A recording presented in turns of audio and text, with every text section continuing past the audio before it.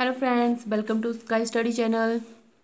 Friends, आज जो है मैं टीजीटी नॉन मेडिकल और आर्ट्स का जो है सिलेबस लेके आई हूँ, क्योंकि बहुत सारे फ्रेंड्स हैं जो फर्स्ट टाइम जो है दे रहे हैं, क्योंकि जिनका भी सितंबर में टेट क्लियर हुआ है तो वो अभी फर्स्ट टाइम ये कमीशन का पेपर देंगे, तो उनको शायद सिलेबस का पता नहीं है। इसलिए मैंने मुझे बहुत सारे मैसेजेस आ रहे थे कि मैम आप नॉन मेडिकल का क्या सिलेबस है या टीजीटी आर्ट्स का क्या सिलेबस है। तो मैं आज सिलेबस के ऊपर जो है वीडियो लेके आई हूँ, और मैं आपको कुछ टिप्स भी दूंगी जिसके थ्रू जो है आपको थोड़ा इजी हो जाएगा। तो फ्रेंड्स, वीडियो एंड तक देखें और काइंडली मेरे चैनल को सब्सक्राइब कीजिए, ताकि आपको कोई भी अपडेट हो वो मिल सके, चाहे वो जॉब से रिलेटेड हो। और मेरे चैनल पे आप जो हैं प्रीवियस ईयर के टीजीटी आर्ट्स और टीजीटी नॉन मेडिकल और एचपीजी के करंट अफेयर्स, हर तरह की वीडियो जो है मिल जाएंगी, तो आप देख सकते हैं। तो हम स्टार्ट करते हैं। तो सबसे पहले मैं ये आपको बता दूं कि इस वीडियो में आपको सिलेबस, पैटर्न और थोड़े से टिप्स दूंगी। तो फ्रेंड्स, सबसे पहले जब भी आप पेपर की तैयारी करते हैं तो सबसे पहले मैं आपको एक चीज़ बता दूं कि आजकल जो भी हम पेपर भर रहे हैं, पहले उसको भरने से पहले अपना एक मोटिव बना ले कि किस लिए भर रहे हैं। अगर आप टाइम पास के लिए भर रहे हो तो कभी भी क्लियर नहीं होगा, बट अगर किसी मोटिव के थ्रू भर रहे हैं तो ऑब्वियसली वो आपको बहुत हेल्प करेगा पेपर क्लियर करने में।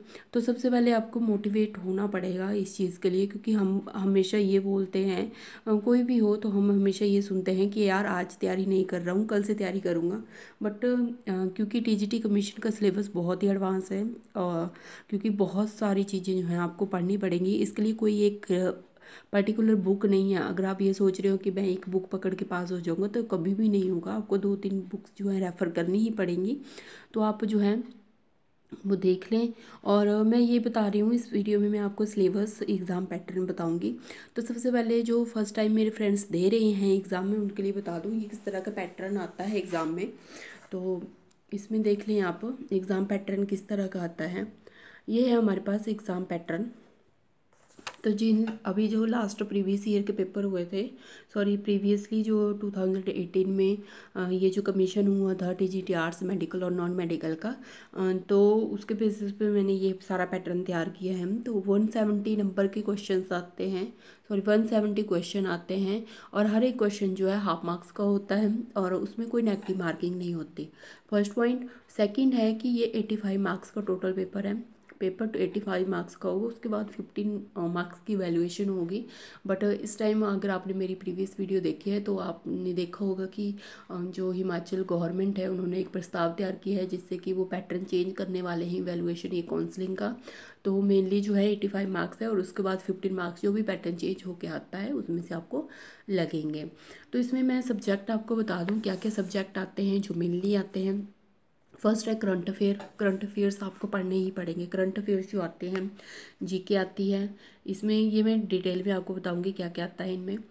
इंग्लिश, हिंदी, रीजनिंग आती है, pedagogy section, national commission and committees on education, ये मेनली जो है पूछे जाते हैं। और इनमें ही ये बहुत प्रॉब्लम होती है बच्चों को, क्योंकि उनको नहीं आते होते कमीशंस और कमिटीज़।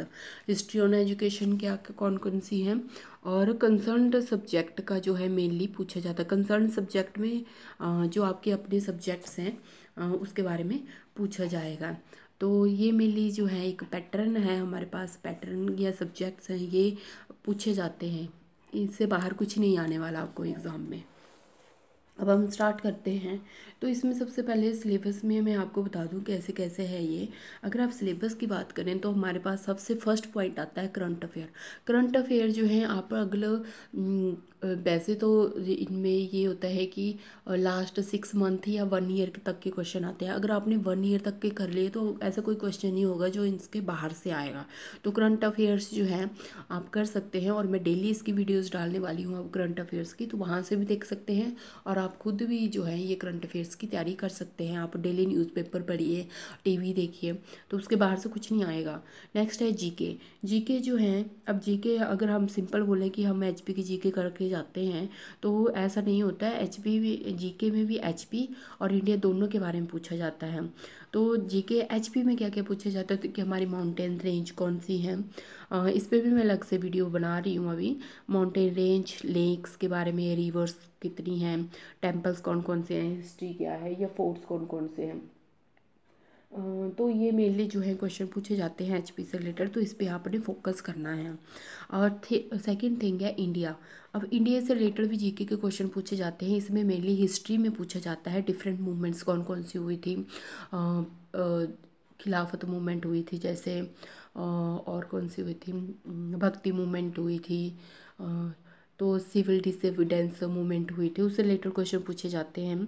और इसमें डिफरेंट बैटल्स कौन कौन सी हुई थी, जैसे पानीपत की लड़ाई हुई है, बहुत सारी के सारी पूछे जाते हैं, उससे रिलेटेड क्वेश्चन पूछे ही जाएंगे आपको।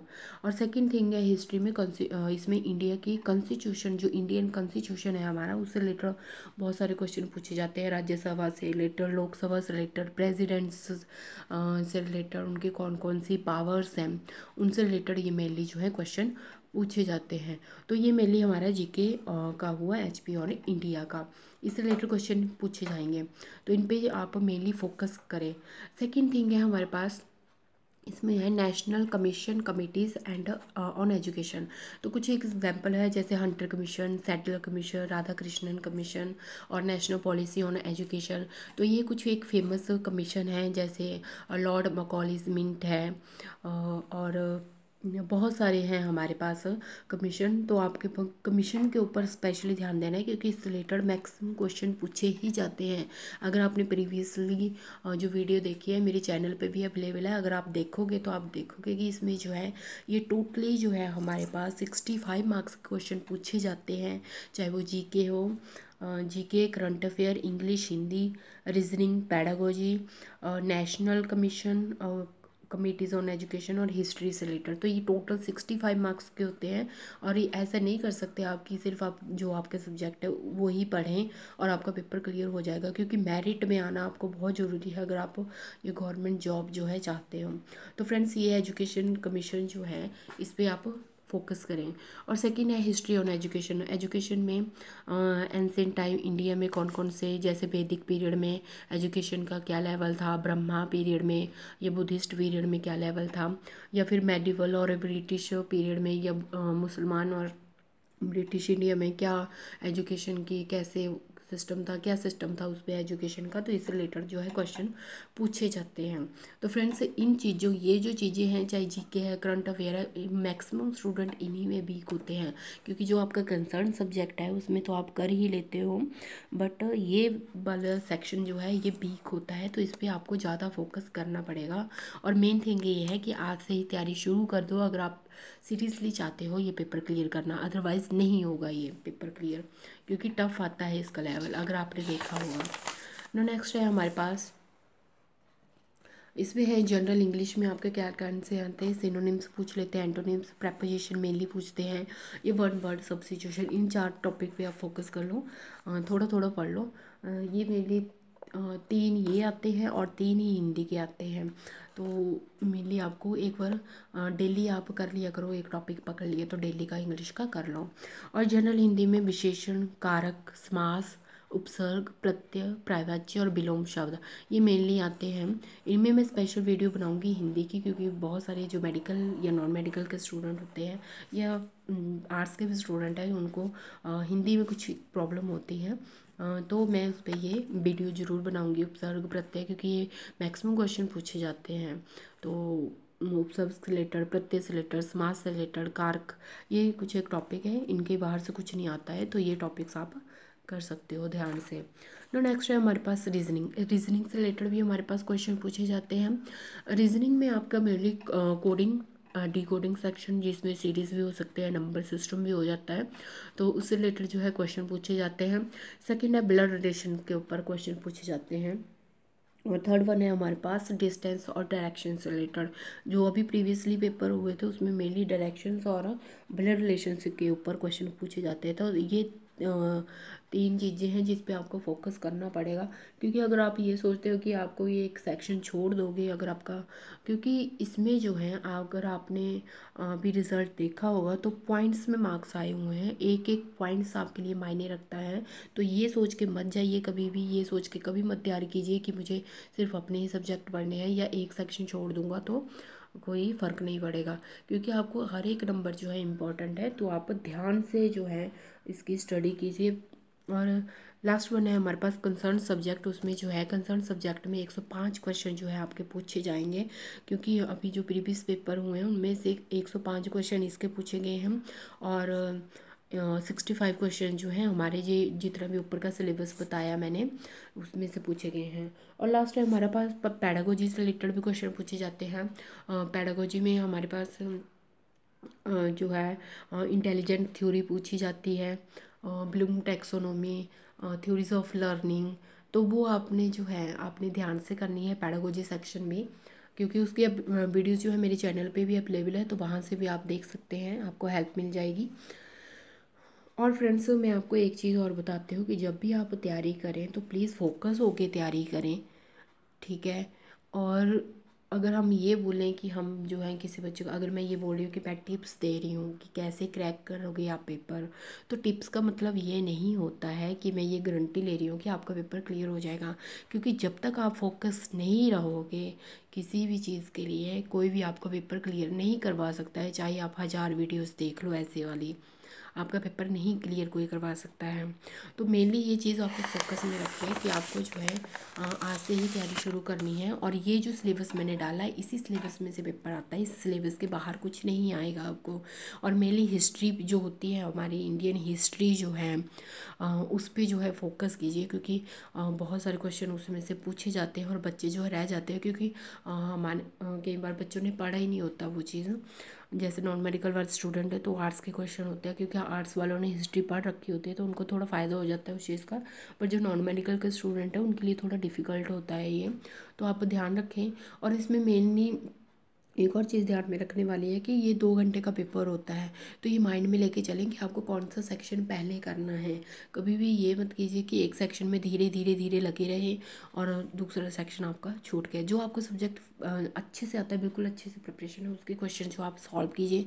जो आपको अच्छे से क्वेश्चन आते हैं उनको फटाफट सॉल्व कीजिए। और जो आपको डिफ़िकल्ट, थोड़ा सा डिफ़िकल्ट लगता है उसको एंड में कीजिए। क्योंकि बहुत सारे बच्चे जो होते हैं वो टाइम को बिना देखे ही पेपर सॉल्व करते रहते हैं और पता लगता है कि अभी हाफ ही पेपर हुआ था और टाइम हो चुका है। तो ये बहुत ही बड़ी मुश्किल आती है बच्चों को, तो ध्यान से ये देख लीजिए। तो ये थे मेरे टिप्स कि कैसे आप कर सकते हो। अगर आपने ध्यान से सुनी होगी वीडियो मेरी कि मैंने क्या बोला है आपको, तो आई होप कि आपका हो जाए अगर आप फुली कंसंट्रेट हो और इस सिलेबस को जो है अच्छे से तैयारी कर लीजिए। पैटर्न बिल्कुल ध्यान में रखिए, पैटर्न जो है पैटर्न बहुत इंपॉर्टेंट है, क्योंकि पैटर्न से रिलेटेड पैटर्न में जो आता है वो पता होना चाहिए। और इसमें ऑब्जेक्टिव टाइप के क्वेश्चंस आते हैं, कोई नेगेटिव मार्किंग नहीं है। तो आप बिना किसी टेंशन के हर एक क्वेश्चन को सॉल्व कीजिए और कोई भी क्वेश्चन आपने छोड़ के नहीं आना है, क्योंकि कई बार तुक्के भी लग जाते हैं। तो कोई भी क्वेश्चन आपने छोड़ के नहीं आना है। Thank you friends and have a good day.